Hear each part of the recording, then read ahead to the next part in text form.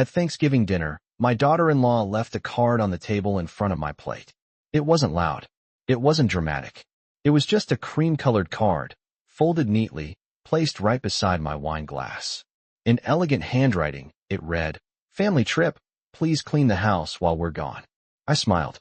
"If you're here, stay with me until the end. And tell me in the comments what city you're watching from.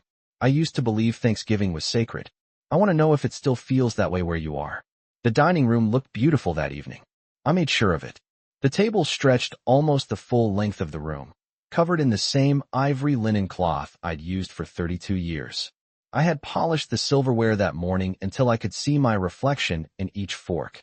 The good china, the one with the thin gold rim, was set carefully at every place. 8 settings. 8.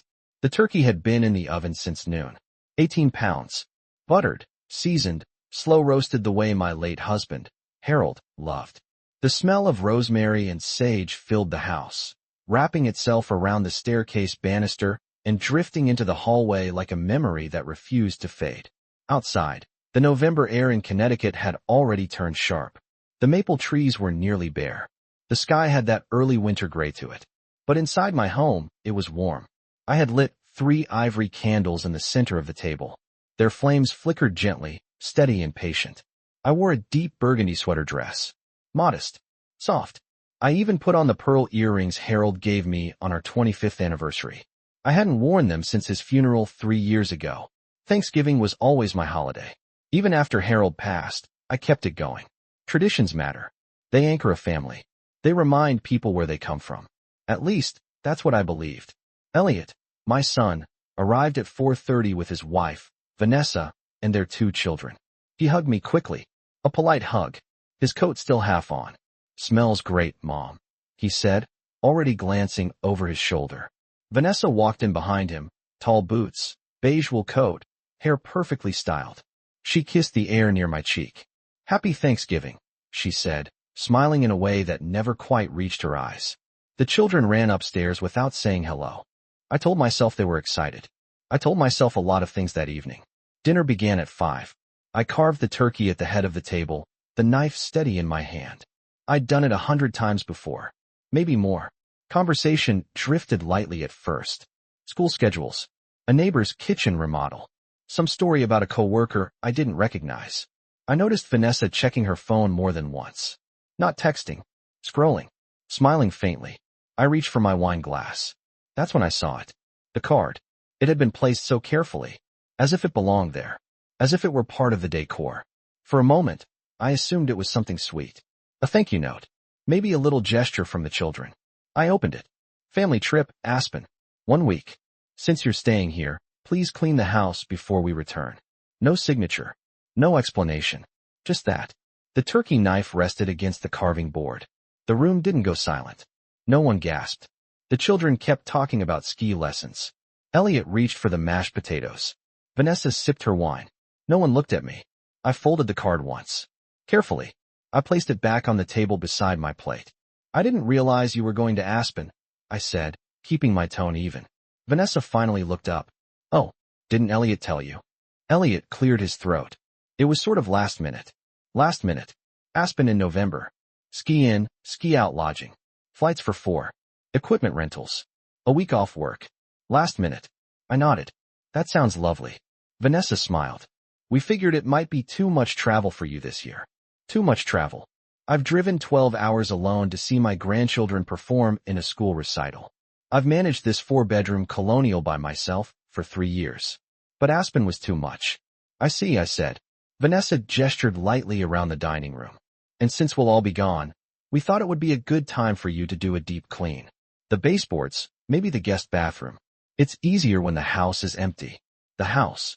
My house. Still in my name. Paid off 27 years ago. I took a sip of wine. It tasted dry. Sharp. "Of course," I said. No one objected.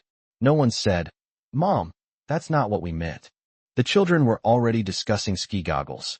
Vanessa reached for more cranberry sauce. I felt something settle inside me. Not anger. Not yet.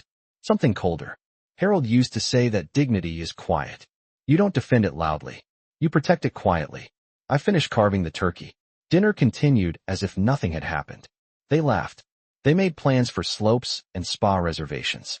Vanessa mentioned that the property had a heated driveway. At one point, Elliot finally glanced at the folded card near my plate.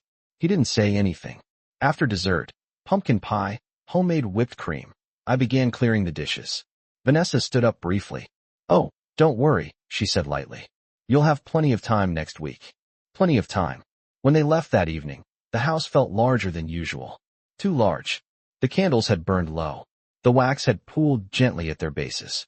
I stood alone in the dining room. 8 place settings. 1 folded card. I picked it up again and read it slowly. "Please clean the house before we return." I walked to the kitchen, turned off the lights, checked the back door lock. Upstairs, I passed the guest bedroom, the one Vanessa insisted on repainting last year in a shade she called modern linen.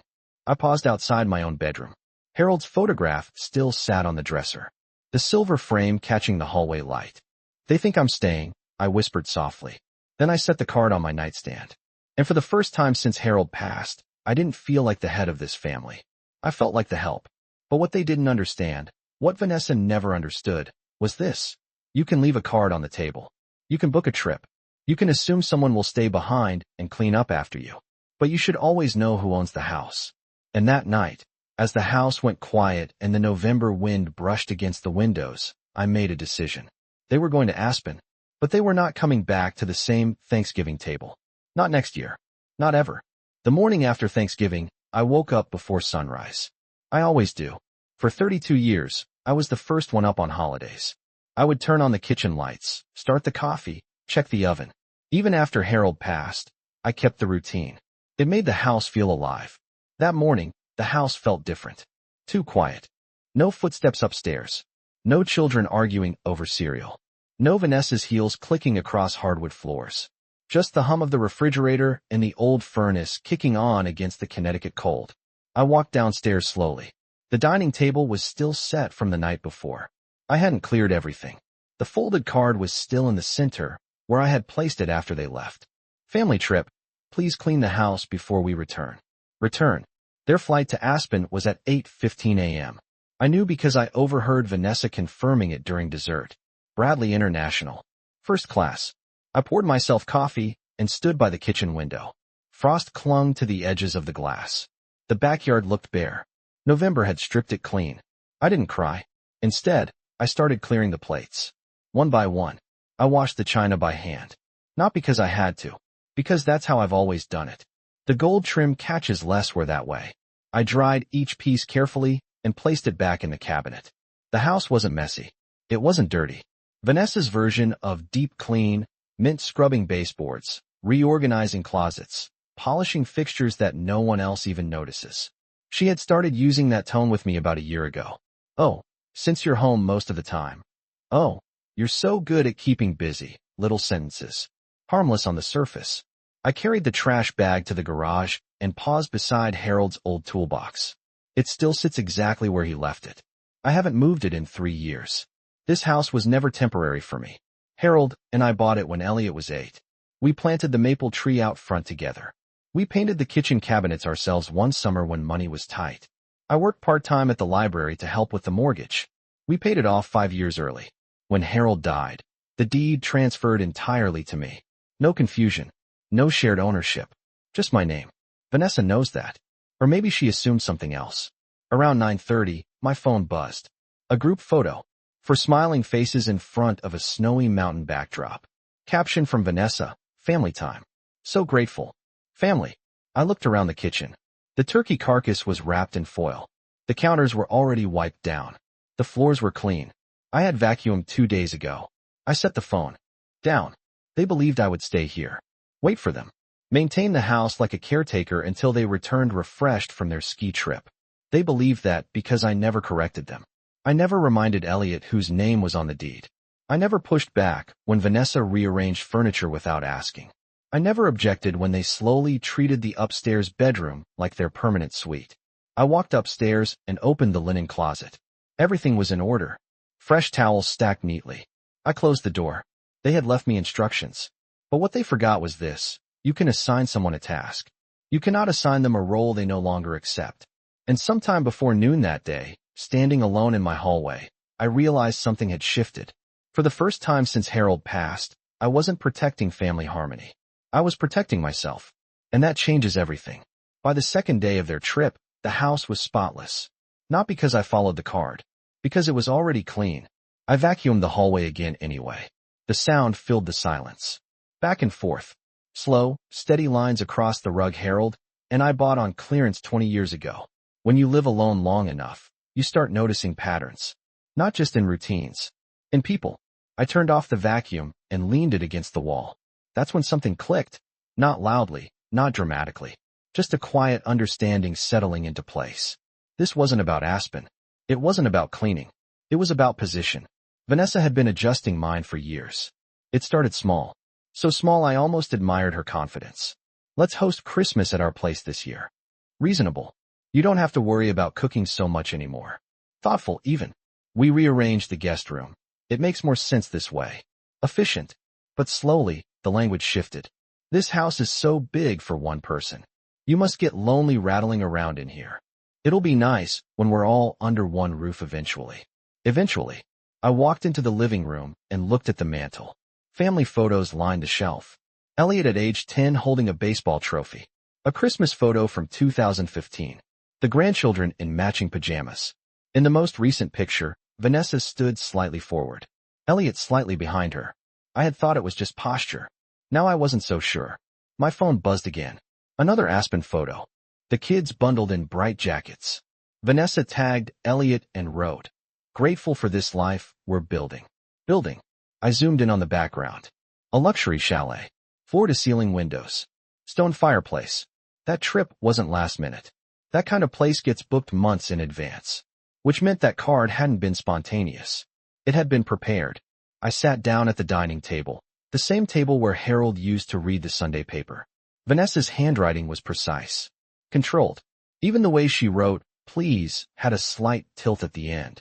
Polite on the surface. But not really a request. An instruction. I thought about last spring, when she suggested we combine households to simplify things. She framed it like concern. You shouldn't manage property taxes alone. I could help handle the finances. Help. I never said yes. But I never said no clearly either. And that's where I made my mistake. Silence can look like agreement. I stood and walked upstairs to the primary bedroom. My bedroom. The bed was made.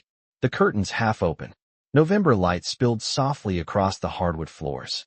This was never a temporary place for me. Harold and I built our retirement around this house. We refinanced once to help Elliot start his business. We sacrificed vacations. Dinners out. Small luxuries. I opened the top drawer of my nightstand. Inside was a manila folder. Deed. Insurance papers. Property tax statements. All in my name. Always in my name. Vanessa never asked directly about ownership. But she spoke as if the future had already been decided.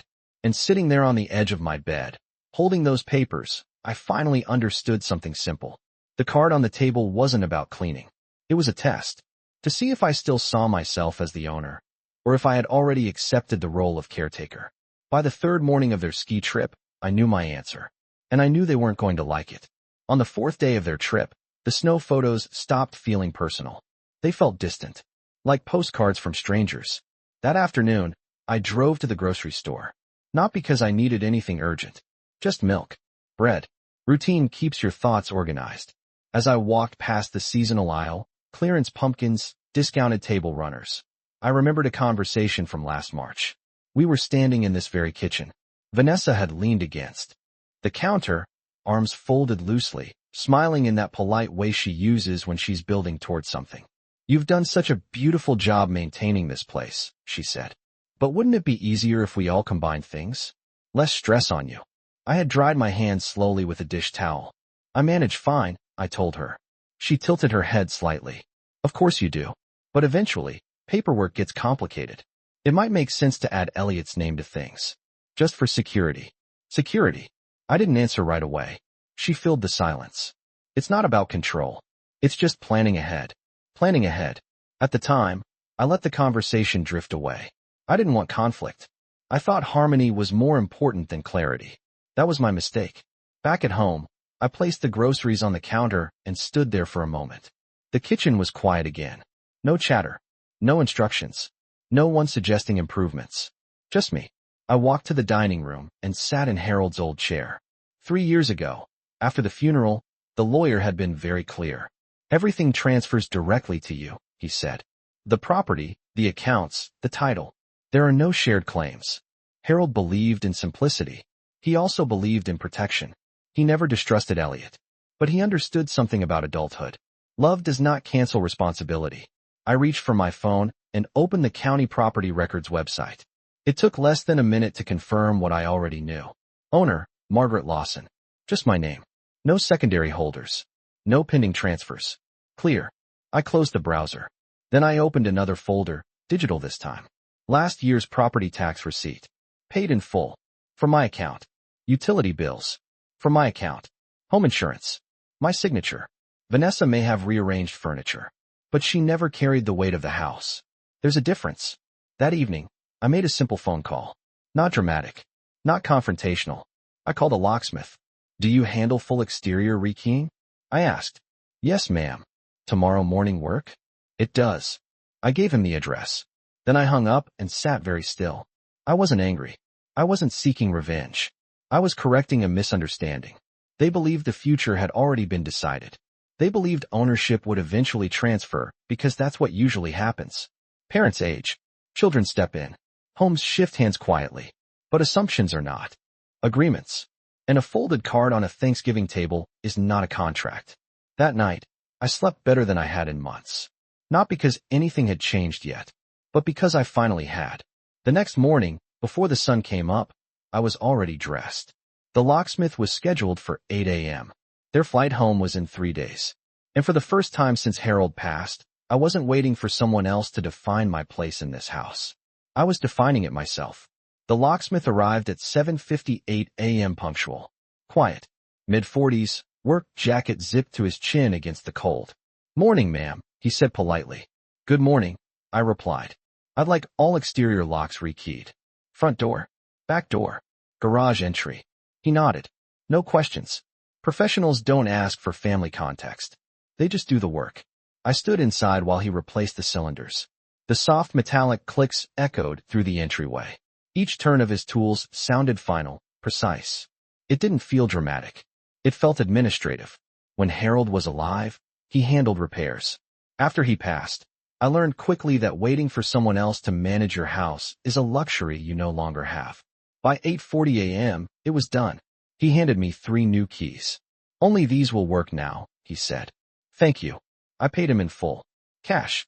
After he left, I locked the front door and tested it once. Smooth. Secure. Then I walked upstairs to what Vanessa liked to call their room. It was technically the guest suite. But over the past year, it had quietly become permanent. Clothes in the closet. Shoes lined neatly under the bench. Vanessa's jewelry case on the dresser. Temporary items that stopped feeling temporary. I opened the closet door. I didn't throw anything away. I didn't damage anything. I simply packed their belongings into 3 large storage bins. Neatly. Carefully. Shoes wrapped in tissue paper. Jackets folded. There's a difference between anger and order. By noon, the room was empty again. Neutral. Guest ready.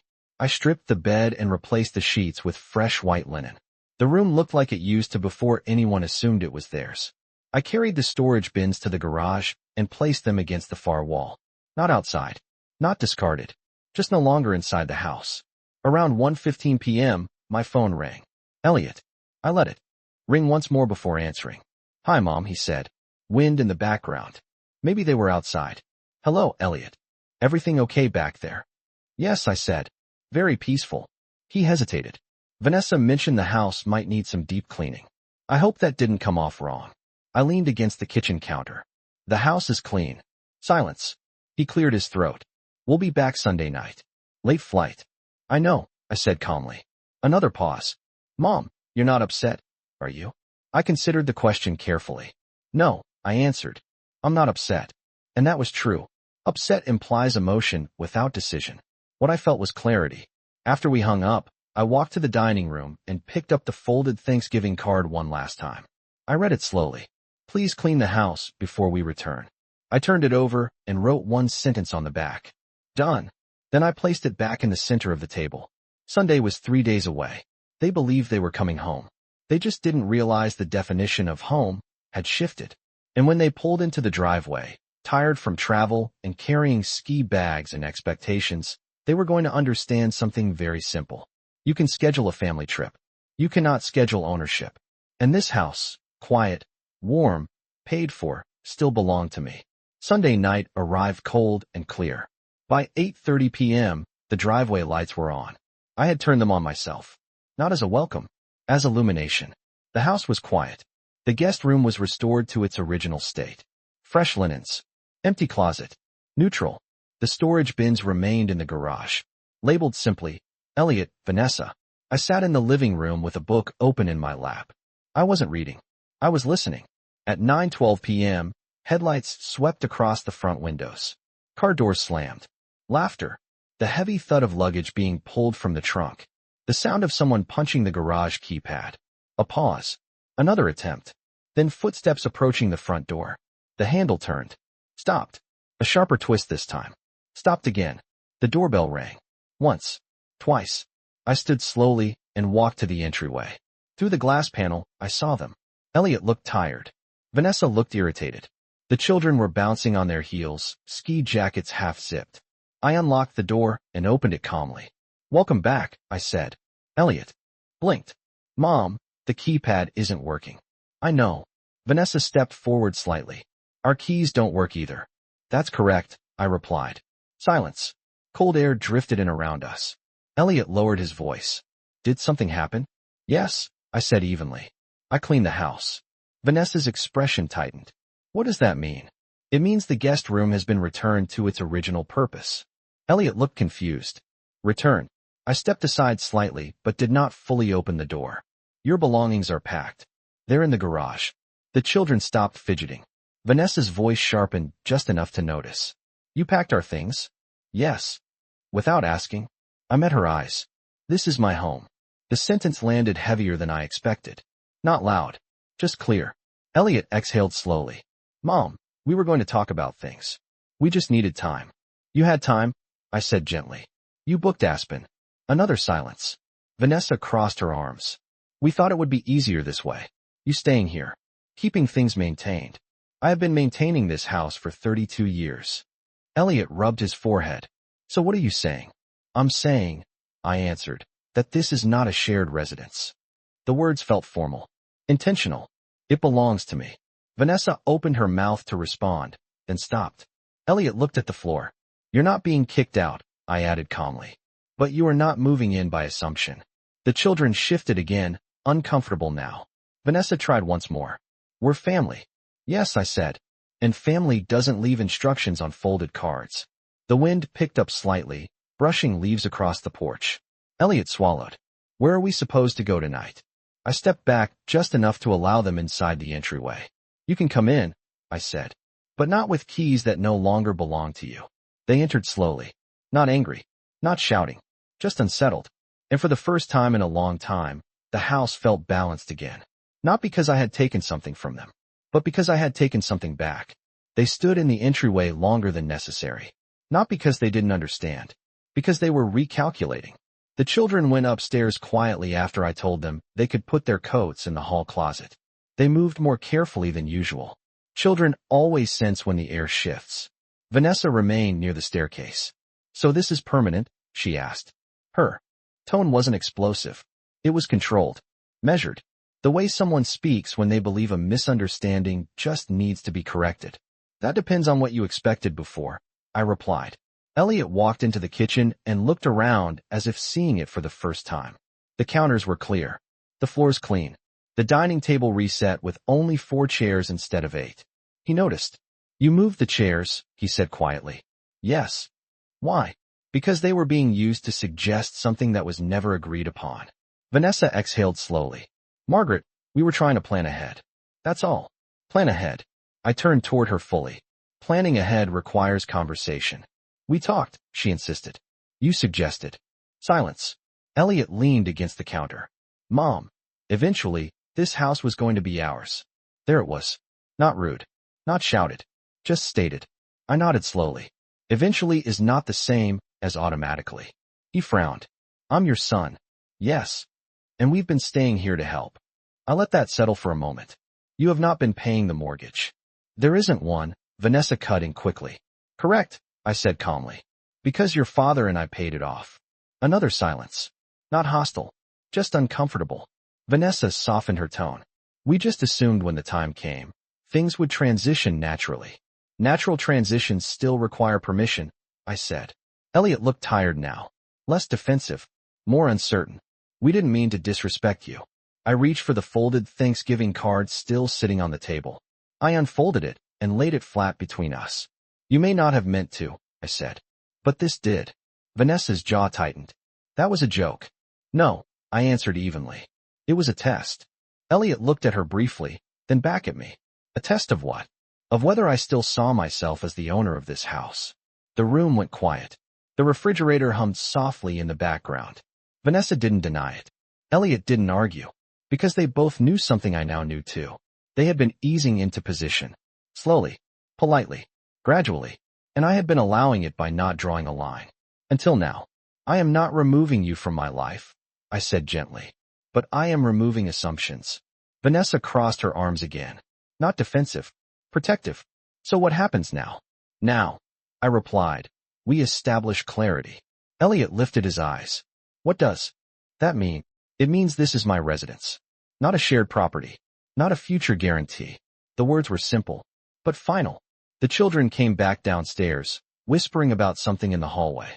Their voices sounded lighter than ours. I looked at Elliot. I love you, I said. But love does not transfer deeds. And for the first time since Harold passed, I saw something shift in my son's face. Not anger.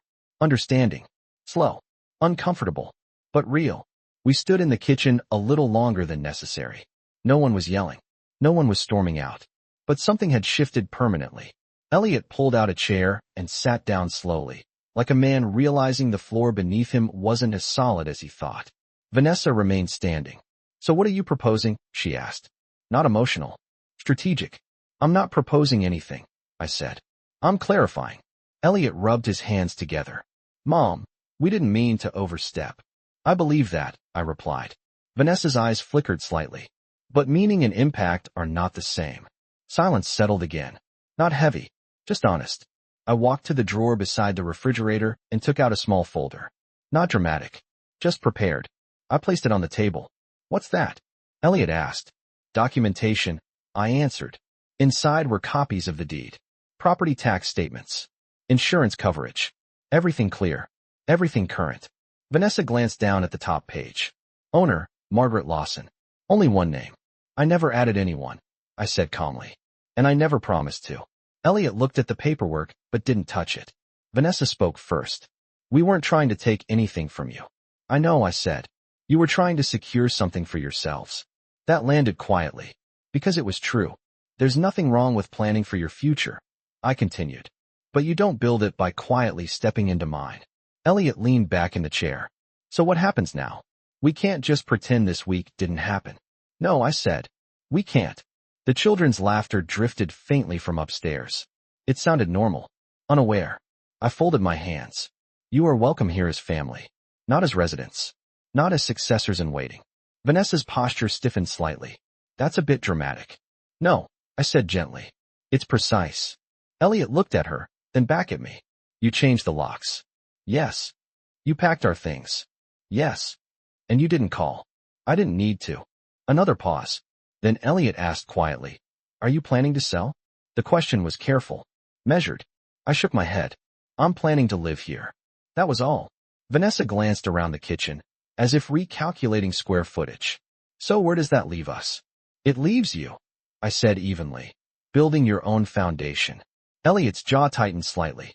That's expensive. Yes, I agreed. So was this house. The sentence wasn't cruel. It was factual. I stood and walked toward the hallway. You can stay tonight, I added. But tomorrow, we discuss next steps. Rental options. Timelines. Boundaries. Vanessa crossed her arms again, but she didn't argue. Elliot nodded slowly. For years, I believed keeping peace meant staying quiet. But peace built on assumption is fragile. And this house was never meant to be fragile. As I turned off the kitchen lights that night, I understood something clearly. They expected resistance. Maybe even anger. What they didn't expect was certainty. And certainty doesn't shout. It stands still and does not move. The next morning felt different. Not tense. Defined. I woke up before anyone else, as usual. The house was quiet again, but not in the same way it had been while they were in Aspen. This silence had weight. Not confusion. Clarity. I went downstairs and started the coffee. The familiar rhythm steadied me. Filter. Grounds. Water. Click. By 7:15, I heard movement upstairs. Floorboards creaked. A door closed softly. Elliot came down first. He looked tired. Not from travel anymore. From thinking. "Morning, Mom," he said quietly. "Good morning." He poured himself coffee without asking. That used to annoy Vanessa. She preferred measured systems. Labels. Structure. Elliot stood by the counter for a moment before speaking. "I didn't realize how much we'd assumed," he said. I didn't respond immediately. Assumption rarely announces itself. It grows quietly. Vanessa came down next. Composed. Hair pulled back neatly. No raised voice. No dramatic energy. But she wasn't smiling either. "We should talk logistics," she said. "Practical." I nodded. "We can sit at the table." We didn't use the full dining room. Just the kitchen table. 4 chairs instead of 8. Vanessa opened her phone. "Probably notes prepared overnight. We can look at short-term rentals nearby," she began. "Maybe 6 months while we figure out something permanent." Figure out. Elliot looked at me. "We'll handle it." That mattered. Not the move. The ownership of the move. "I'm not rushing you out today," I said calmly. "But we need a clear timeline." Vanessa's eyes lifted slightly. "What's reasonable?" 30 days, I replied. She inhaled slowly, calculating. "That's tight." "It's defined." Silence again. Not hostile. Just adult. Elliot nodded first. "Okay." Vanessa hesitated, then nodded too. I stood and walked to the hallway closet. I brought out a small envelope and placed it on the table. "What's this?" Elliot asked. "A gift," I said. Inside was a check. Not an apology. Not a compromise. Support. For first month's rent and deposit, I explained. "Not because I owe it. Because I choose to help." Vanessa stared at the check. "That's not necessary," she said automatically. "It's not necessary," I agreed. "It's intentional." Elliot looked at me carefully. "You're not cutting us off." "No," I said. "I'm cutting off confusion." That was the difference. The children came downstairs halfway through the conversation.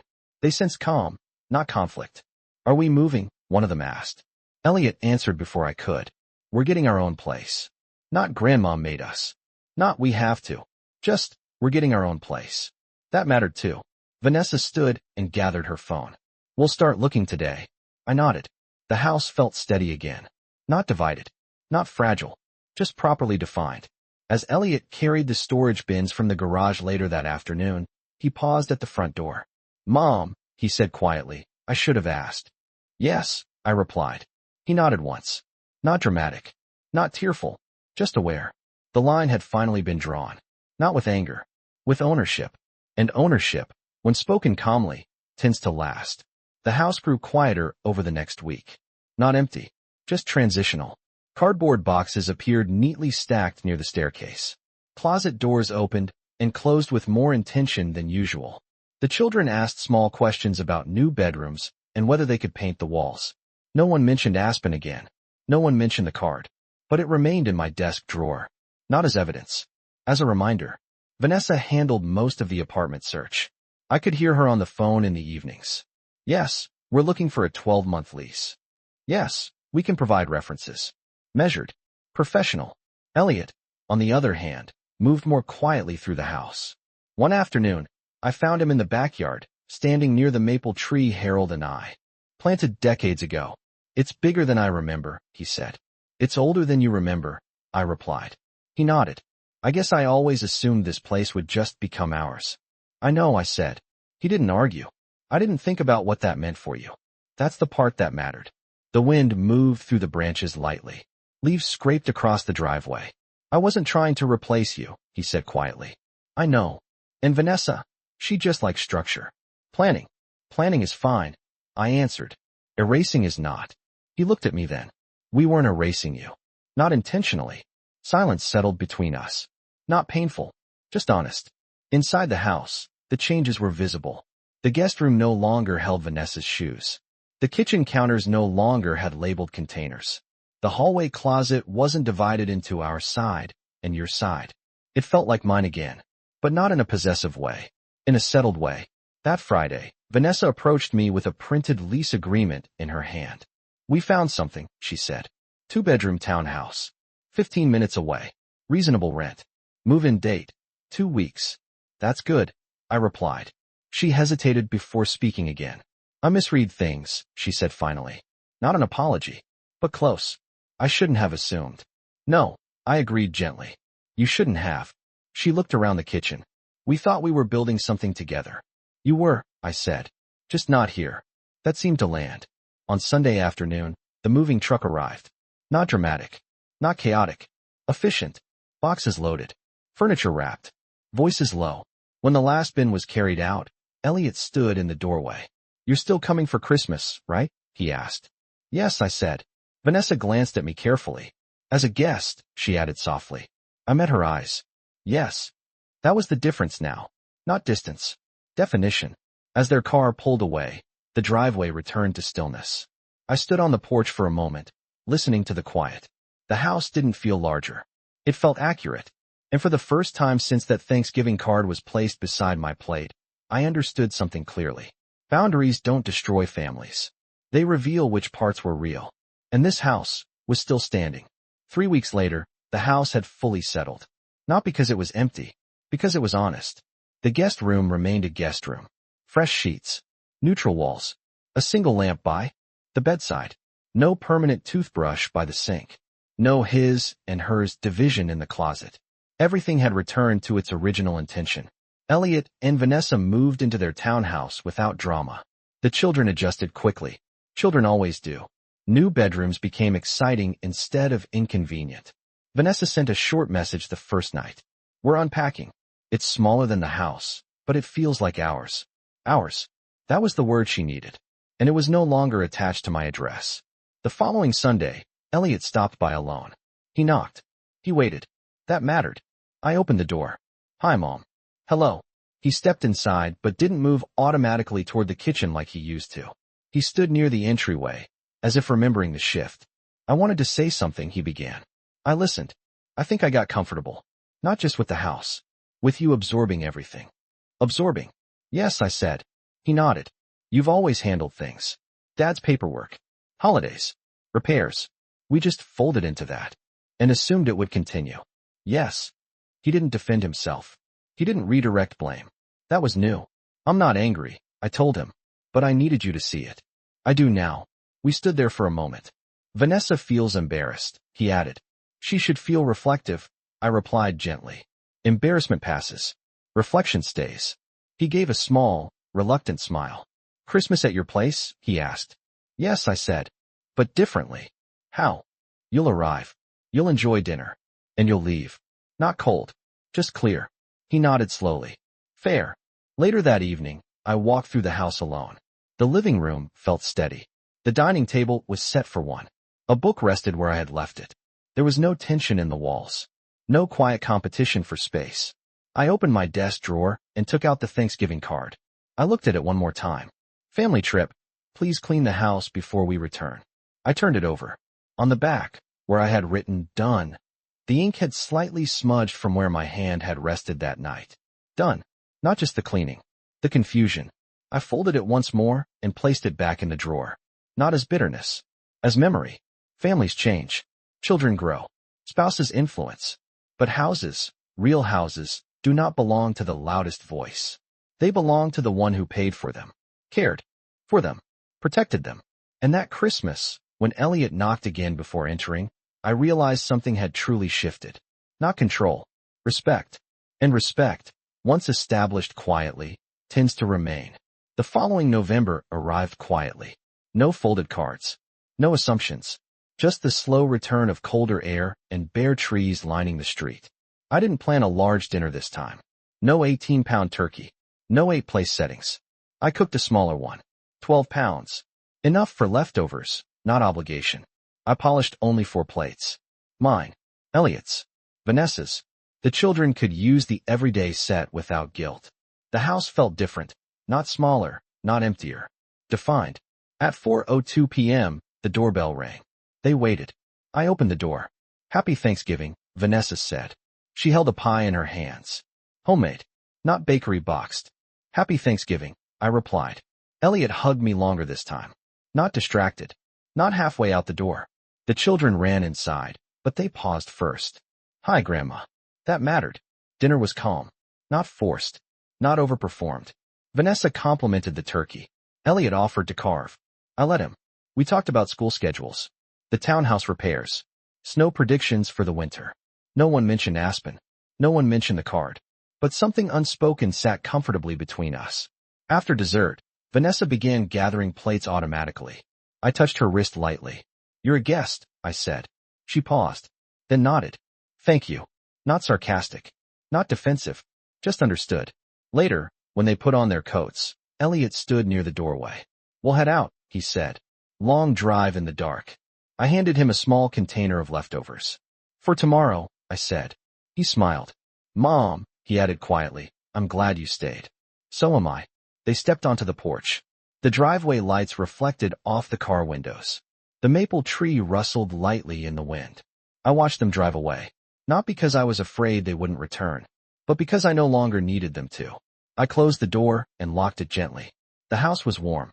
Steady. Mine. I walked back to the dining room and looked at the table. For chairs used. For plates cleared. No extra seats waiting to be claimed. I opened my desk drawer one last time and took out the Thanksgiving card. I held it for a moment. Then I placed it inside a small wooden box with old holiday photos and heralds.